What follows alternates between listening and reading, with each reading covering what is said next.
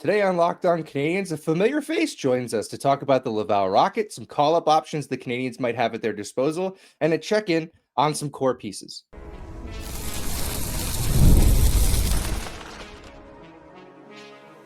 You are Locked On Canadiens, your daily podcast on the Montreal Canadiens, part of the Locked On Podcast Network, your team every day.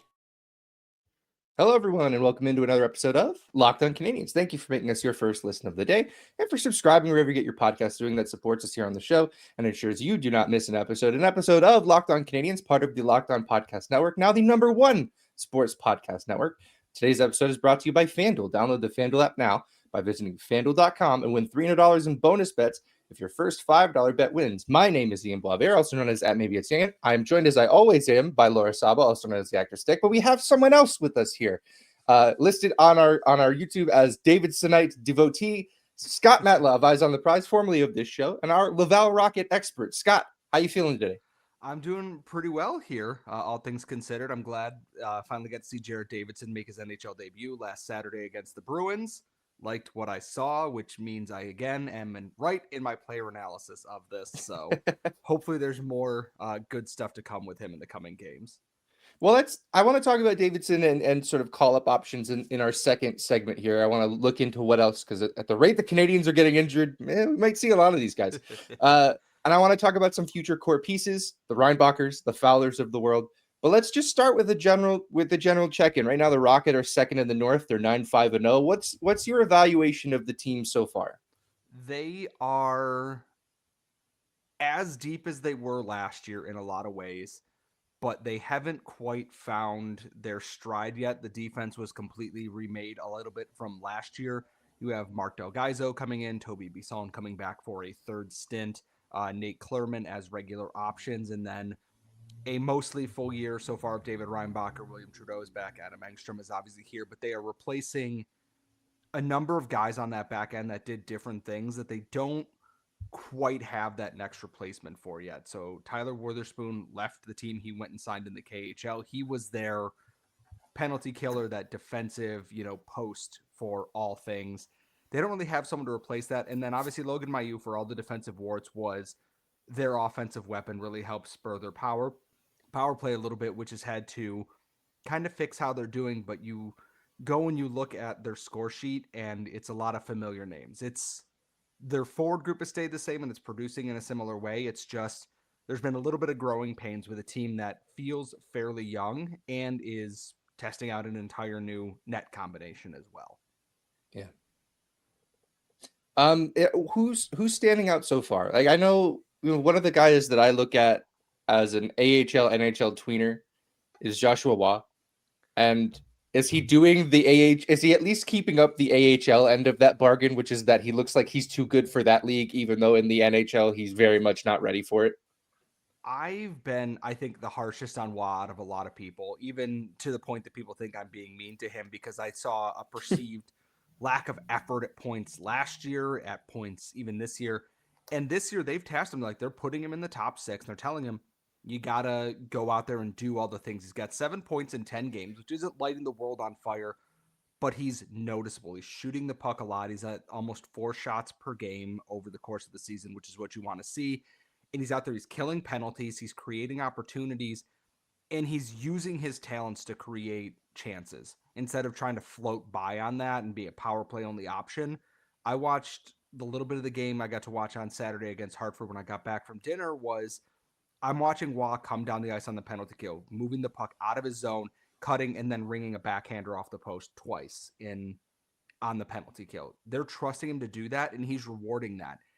Is it as flashy offensively as he's capable of? No, but I'm seeing more of that game that is going to get him to stick at the NHL level. If you can prove you can do the little things that a coach asks of you, like, I know playing defense is not a little thing, but killing penalties, being responsible with the puck in both zones, not taking penalties, that's what I wanted to see from Joshua Waugh, and that's what I'm seeing so far this year. To me, the most interesting guy is Philip Machar. I feel like a lot of the other players are much more known quantities than he is. And I feel like in this past offseason, we felt that he was a known quantity, but he surprised us a lot early going. So, what are your thoughts on him? He had a 3-point game against Hartford, which is great. He had 3 assists over the course of that. So that's a great thing. And the hard part for Mishar is that they're moving him all over the lineup with call-ups and injuries and guys just moving around. He's been with Farrell and Dauphin. He's been with Beck and Davidson. He's been with Florian Jacki and Luke Tuck. And that style of play where they're like, they want you to be more like Brad Marchand in a way. It is, I can see that. He's on the boards. He's engaged. He doesn't shy away from the puck battles. He's got the skill, and he's one of those guys that you're just waiting for that hot streak to kind of kick in there. And maybe the 3 assists against Hartford were a way to do that. He's a phenomenal playmaker. He's got a lot of talent, and sometimes it's almost the Demidov problem, is that it's a step ahead of where some of his line mates are. I think that if Owen Beck kind of breaks out of this little funk that he's in, he and Meshar together are a perfect complementary combo, and I think there's a lot of points to be had there. The hard part for the Rocket is their power play hasn't been great producing through that. It's a lot of scrambles and, rebounds, so there's a lot of unassisted plays there, but I've liked what I've seen from Meshar this year. I don't think he's quite at the NHL call-up point yet, but he's keeping himself in that conversation, which is where you always want to be. You don't want to be a prospect falling out of that, because if you're lost in the shuffle, then you're Charles Hudon, you're etc. from the past, that you're not the first option anymore because you're not standing out in any way. I guess, what are the expectations for this team, right? You said like they've essentially remade their decor. They've essentially remade their goaltending tandem. I mean, Caden Primo has not looked great in NHL showing so far this year. So, he's an AHL goaltender for sure. But what, I guess, end of season, you're looking at this team. What does a successful season look like for the Laval Rocket? I want to say this is going to be potentially another division title. I don't think they're going to finish with the AHL's regular season crown, just because Wilkes-Barre Scranton's got 25 points. Providence has lost 1 game in regulation. Grand Rapids has lost 1 game in a shootout this season. There's a lot of very good teams this year, but it's also early. A lot of these teams are bad NHL teams getting their prospects into the system now. My guess and my expectation is be competing for that division title and another deep Calder Cup playoff run. I know getting swept by Charlotte last year was a learning experience and kind of humbling. That should be motivating for a lot of these guys who are back again, that went through that series and want to prove that we are better than how that went last year. And I think they are. It's just sometimes you just run into the meat grinder a little bit. I think a division title this year, and it's going to be close. Rochester's very good. Syracuse is very good.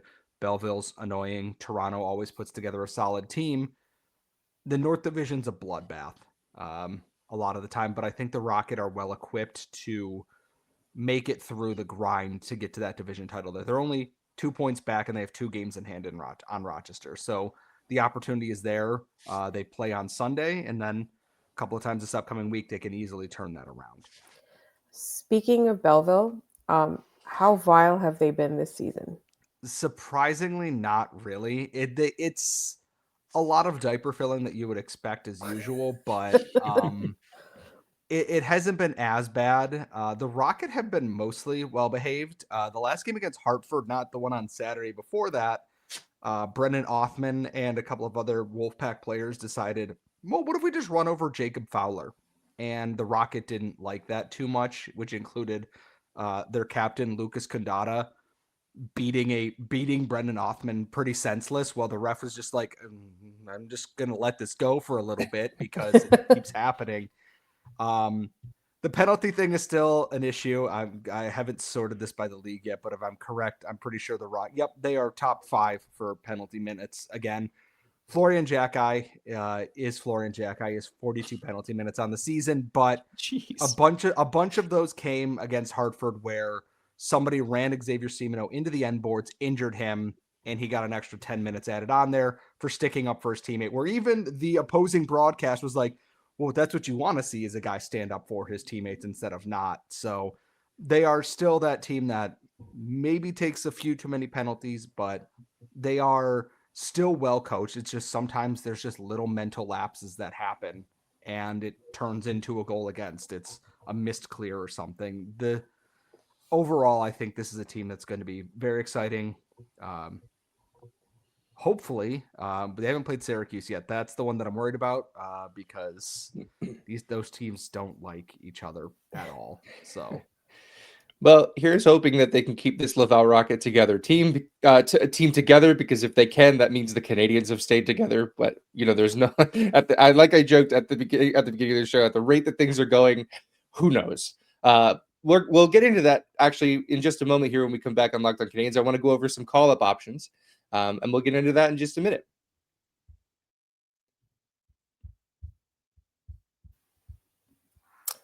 Let's be real. Making excuses doesn't solve anything. We've heard them all before. It's just stress, I'm tired, or it happens to everyone sometimes. But when it comes to performance, sometimes your body just needs a little extra support. And that's where Rougiet comes in. Rougiet.com offers fast-acting, doctor-prescribed treatments for ED designed to help you stop making excuses and start making moves. Rougiet makes it easy to get started. You just connect with a board-certified doctor 100% online, no awkward waiting rooms or no in-person appointments. If prescribed, your treatment ships discreetly straight to your door. The process is fast, simple, and private, and it's all handled by real doctors. It's about confidence, connection, and getting back to the moments that matter.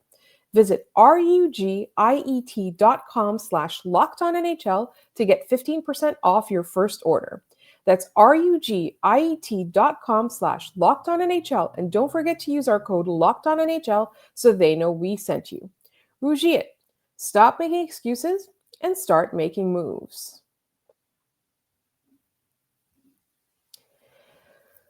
Guys, I am so excited about my new jeans that I got. They are changing my life. I wear them everywhere. They're from Doer, and they're so stretchy. They have 5 times the stretch of traditional denim, but they don't look stretchy. They look really nice. They're work appropriate. You can wear them out to a nice dinner. You can wear them running errands, doing anything. I love them for travel. They're so, so comfy. Doer are pioneers of blending technical innovation with everyday clothing. They invented the original performance denim. Simply put, Doer makes the world's most comfortable pants without having to sacrifice style. Trust me, once you try these, they'll be your go-to. Get a pair for yourself or as an amazing holiday gift for someone you love. Go now to doer.ca/lockedoncanadiens. You'll get 15% off your first order. That's DUER.ca/lockedoncanadiens for 15% off. Doer.ca/lockedoncanadiens.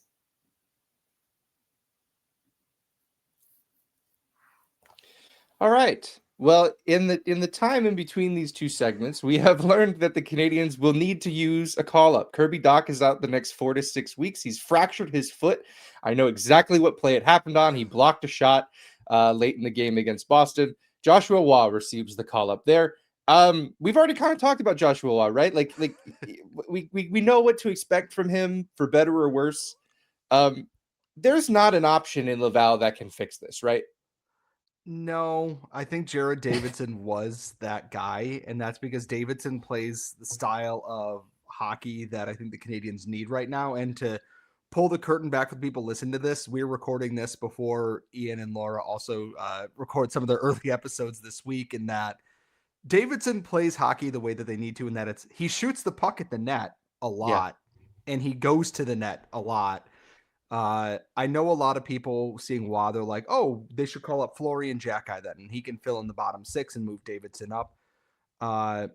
And no, not this year quite yet, unfortunately. And I like Florian Jacki. I think he's done a lot of good things. His game just hasn't clicked into place yet. He only has 13 shots on goal in 14 games this season. That's not nearly enough for a guy that they need.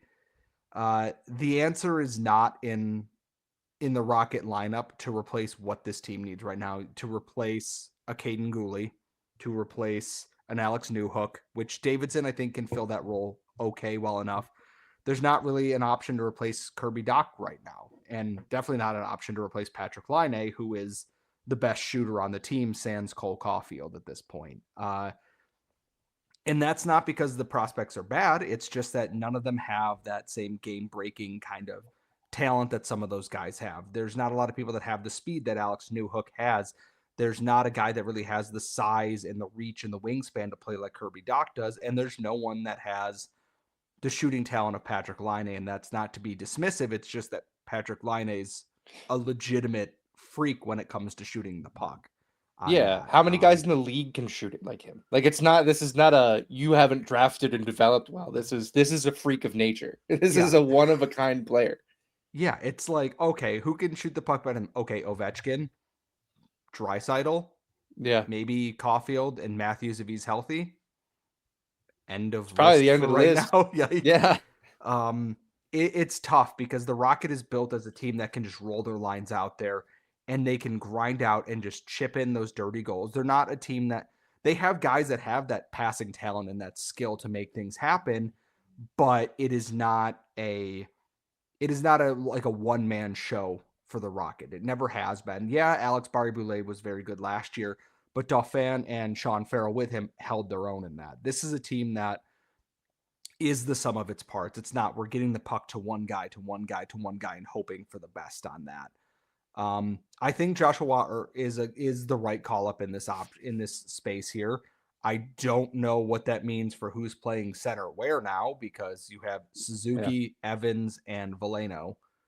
Unless they're moving Davidson to play center on one of those lines, I'm not really sure what their plan is on that. So, but I'm not the NHL head coach, and they don't play for another 2 days, so we have time to figure that out, I guess. But I think Wa's a good option for that.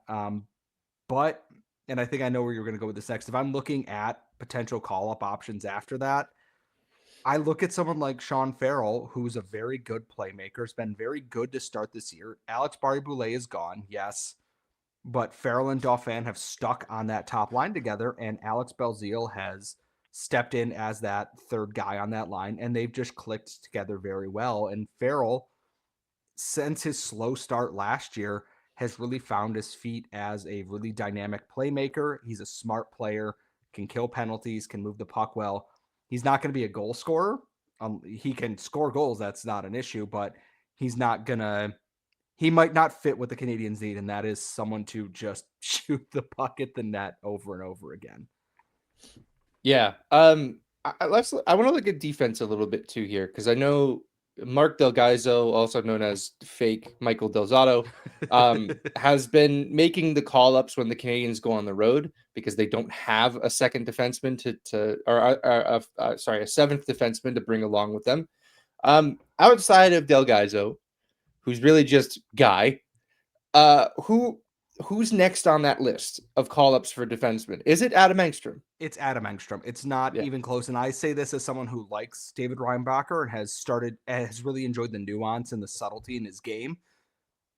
I think it's Adam Engstrom, and I don't think anyone should be surprised by that. When they called up Del Gaizo last week, I didn't realize, it's just to sit in the press box for a game, God forbid, and then go back on that.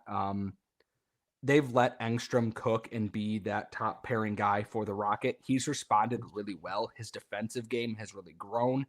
His offensive instincts haven't changed. He is an incredibly fluid skater, a great puck mover. If you took Lane Hudson and made him Swedish, not maybe to the same skill level, but that kind of elusiveness and ability to carry the puck, Adam Engstrom is absolutely that guy. And he is someone that and I'm knocking on wood when I say this because Jaden Struble is also taking a therapy day today, is that if they need someone to actually play minutes in one of these games, I'd like that to be Adam Engstrom. The Rocket have a busy week. They're playing Sunday, Wednesday, and Friday, Saturday this week. They have a 4-game week, so it's busy. But I'd like to potentially see Adam Engstrom get that if that comes to the future. And then after that, I do think it's David Reinbacher or potentially William Trudeau, both of whom I think aren't going to blow the doors off with flash, but are going to be able to give you, third pairing NHL minutes right now. They probably won't send Reinbacher as he adjusts after his preseason injury again, but I do think that William Trudeau, if you need a guy to give you 10 NHL minutes a night on the third pair, he can do that pretty easily right now. Yeah, and I definitely want to touch on Reinbacher in our third segment here. I want to talk about the core pieces that remain in Laval. And really quickly, as we're approaching the end of our segment here, is there a dark horse candidate for a call-up that you were heavy on Jared Davidson getting a call-up? That was a guy that you really wanted. Is there somebody left who maybe isn't getting those mentions yet, but you would love to see play an NHL game this year? I I do think Philip Machar will get an NHL call-up. If he continues to play like this, I think they can put him in there as a skill guy on that fourth line that can play with some pace. He's played very well with Jared Davidson before. If Davidson is still there, you can put Davidson, guy, likely Joe Veleno, and Machar in there and maybe get something of it. Adam Engstrom is the one that I'm going to campaign my hardest for on that. Not really a dark horse at this point, but outside of that, there isn't too much. I thought maybe Tyler Thorpe, because he's had some good preseason looks. He's got the size. He's got some snarl to his game, but he's going through the growing phase of playing at a professional level regularly now. So there's been some hiccups there, but I'm not worried about that quite yet. The real dark horse one I'm going to say is going to be Jacob Fowler, though. I think he may play a handful of games at the NHL level this year, whether that be injury or just giving someone a break or something. I think Jacob Fowler will play 2 or 3 games at least at the NHL level this year. Awesome. Well, looking forward to that if it happens. All right, we'll leave that there. When we come back, we're going to talk about Fowler. We're going to talk about Reinbacher and potentially any other core pieces that are surviving in Laval right now. And we'll get into that in just a minute here on Locked On Canadiens. The NBA is back, and there's no better place to get in on the action than FanDuel, the official sports betting partner of the NBA. Even if you miss the start of the game or you want to ride the hot hand, FanDuel has live bets on everything from who will score next to fourth quarter comebacks. Plus, you can even combine your live bets into a same game parlay for a shot at a bigger payout. It keeps every game exciting, especially when your team's making that late push. Right now, FanDuel is giving new customers $300 in bonus bets when your first $5 bet wins. That's right. New customers can get $300 in bonus bets when their first $5 bet wins. So head to FanDuel.com to sign up and play your game with FanDuel, the official sports betting partner of the NBA. All right, we're back. This time, nobody else got hurt while we were transitioning between segments. So progress, I guess. Listen, let's talk about the two. I really think like the two last core pieces of the National Hockey League team that remain in the American Hockey League. There may be more on the way, right? Hay just playing really well in Michigan right now. Jarofsky looks incredible in the KHL. But in Laval, you've got two guys. You've got David Reinbacher, who, let's be honest, this team, this front office, they bet a lot on this guy. How's his progress been coming along in Laval so far? It is so hard because he had that freak injury in the preseason last year, missed a huge chunk of time, came back and looked honestly pretty decent. Obviously some rust coming in from being on the shelf for so long, but you see the glimpses of what they like. A smooth skater can cover the ground. He really worked on his shot, that he's very good at putting the puck on net, and that he's producing at a secondary level. He's doing all the right things that you want. In this year, a little bit of a freak accident, misses the start of the season, comes back. He's got 2 points in 6 games so far.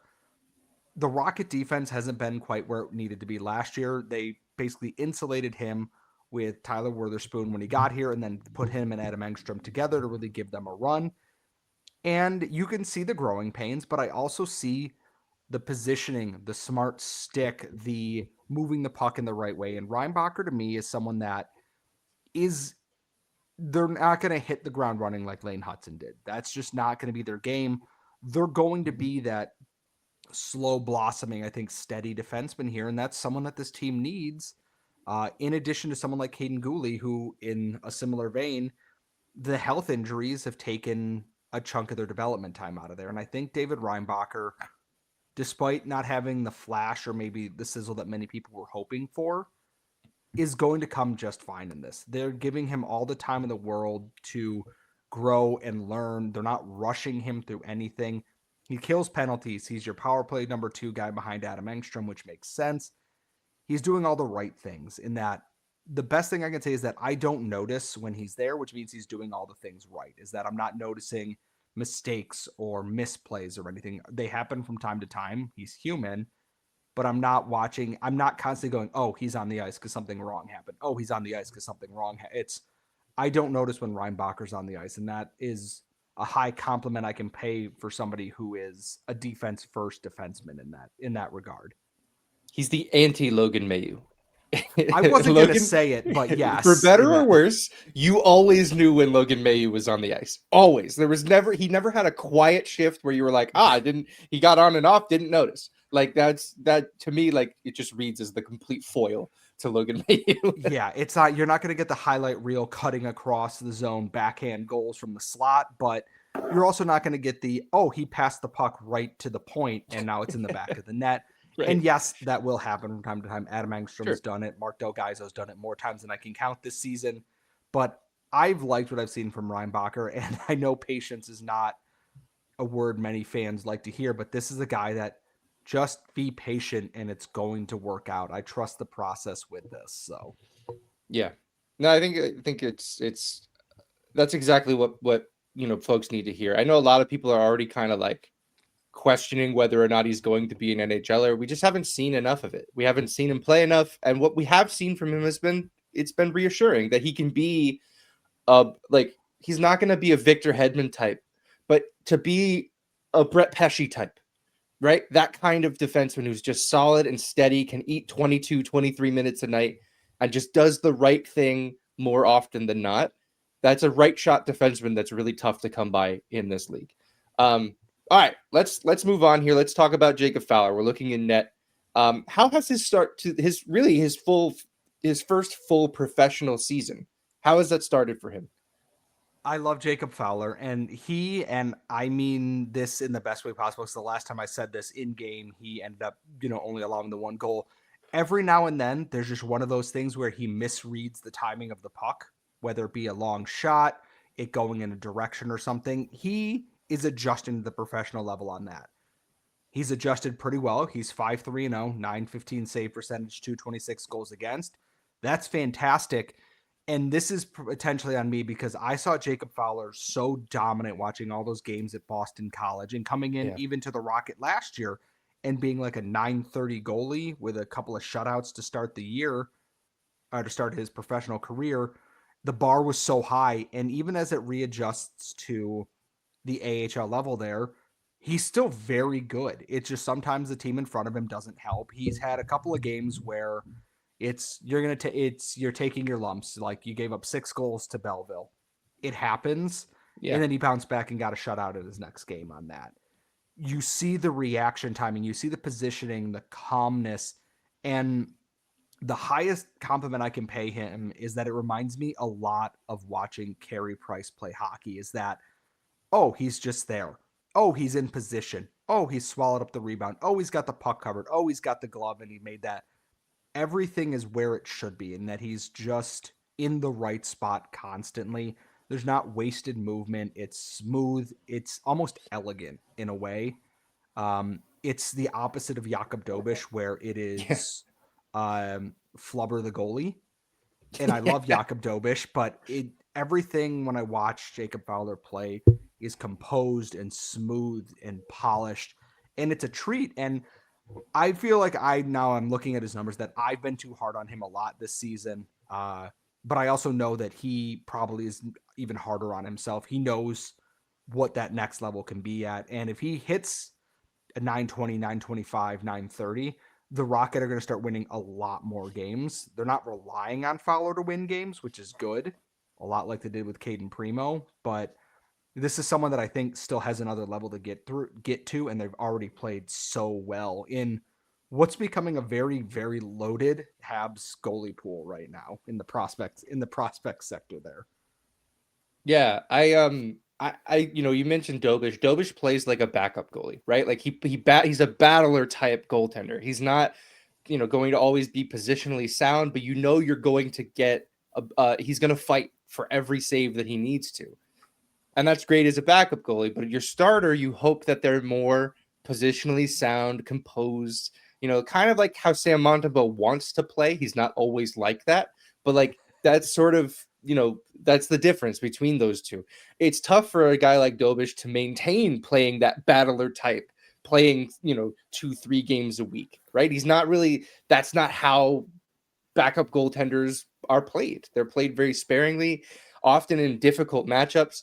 Second half of back-to-backs, that sort of deal. So I think that's a really, just watching how these goalies play, throw the stats away, throw everything else away, just the way they look in the crease, I think it's a pretty good indicator of, Dobish is probably a backup goalie at the NHL level, and Fowler is preparing as if he's going to be a starter when he gets to the NHL. All right, let's leave that there. Scott, want to thank you for taking the time to join us today. Remind all the people where they can find you and the stuff that you do. You can find all of my work at Habs Eyes on the Prize on the website there. I have to go look at my Bluesky account name because I can't remember what it is. You can find me at Scott Matla on Bluesky. You'll know, just look for the guy with the Grateful Dead banner on there in the Simpsons meme as their pinned post, and that will be myself. If you can find me on Instagram, great, cool, but not on Twitter or anything like that currently. But if you're ever looking for any of the written work or game highlights, Bluesky and Habs Eyes on the Prize will have you covered for that. Awesome. And we want to thank you all for listening to this episode of Locked On Canadiens, part of the Locked On Podcast Network, now the #1 sports podcast network. I love saying that. You can follow the show, Locked On Canadiens, just about everywhere we're posting things, Bluesky, Instagram, and TikTok. You can send us emails, lockedoncanadiens@gmail.com. That's probably the best way to get in touch with us, and send us your mailbag questions. We do a mailbag every Friday, so send in those questions. We try to get to all of them as we can on Fridays. You can find me at Maybe It's Ian. You can find Laura at The Active Stick. Thanks so much for tuning in. We'll see you guys tomorrow.